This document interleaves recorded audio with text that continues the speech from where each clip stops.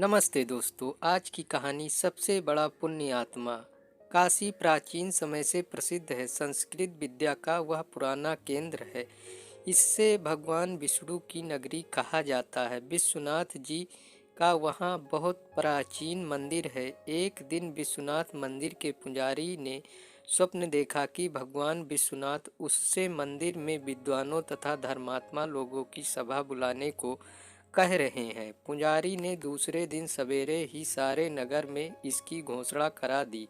काशी के सभी विद्वान साधु और अन्य पुण्य आत्मा दानी लोग भी गंगा जी में स्नान करके मंदिर में आए। सब ने विश्वनाथ जी को जल चढ़ाया, प्रदक्षिणा की और सभा मंडप तथा बाहर खड़े हो गए।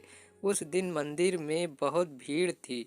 सबके आ जाने पर हाजिरी ने सबसे अपना स्वप्न बताया। सब कहने लगे, हर हर महादेव की धुन करके शंकर भगवान की प्रार्थना करने लगे।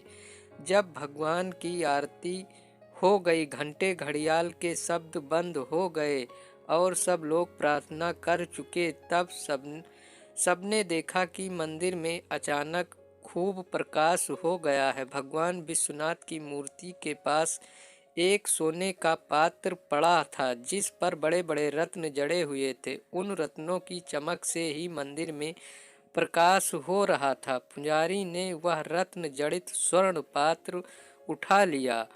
उस पर हीरो के अक्षरों में लिखा था, सबसे बड़े दयालु और पुण्य आत्मा के लिए विश्वनाथ जी का उपहार है। पुजारी जी बड़े त्यागी और सच्चे भक्त थे। उन्होंने वह पात्र उठाया, सबको दिखाया। वह बोले, प्रत्येक सोमवार को यह विद्वानों की सभा होगी। जो सबसे बड़ा पुण्य आत्मा और दयालु अपने को सिद्ध कर देगा, उसे यह स्वर्ण पात्र दिया जाएगा।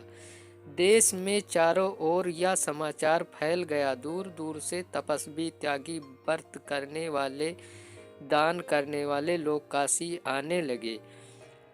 एक साधु ने कई महीने लगातार व्रत किया था। वह सब स्वर्ण पात्र को लेने आए, लेकिन जब स्वर्ण पात्र उन्हें दिया गया, उनके हाथ में जाते ही वह मिट्टी का हो गया।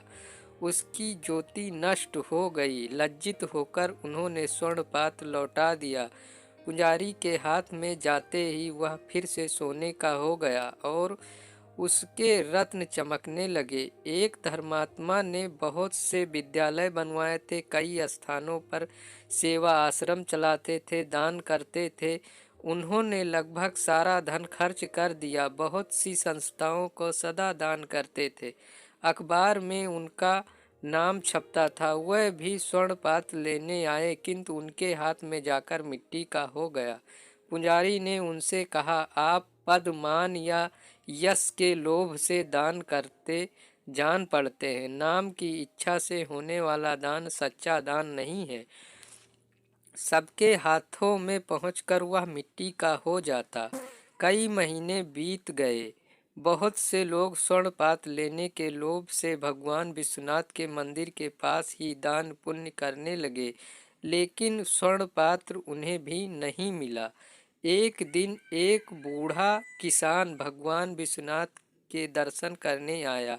वह देहाती किसान था। उसके कपड़े मैले और फटे थे। वह केवल विश्वनाथ जी का दर्शन करने आया था। उसके पास कपड़े में बंधा थोड़ा सत्तू था और एक फटा कम्बल। लोग मंदिर के पास गरीबों को कपड़े और पूरी, मिठाई आदि बांट रहे थे, किंतु एक कोढ़ी मंदिर से दूर पड़ा कहाँ रहा था। उससे उठा नहीं जाता था। उसके सारे शरीर में घाव थे। वह भूखा था, किंतु उसकी ओर कोई देखता तक नहीं था। बूढ़े किसान को कोढ़ी पर दया आ गई। उसने अपना सत्तू उसे खाने को दे दिया और अपना कंबल ओढ़ा दिया।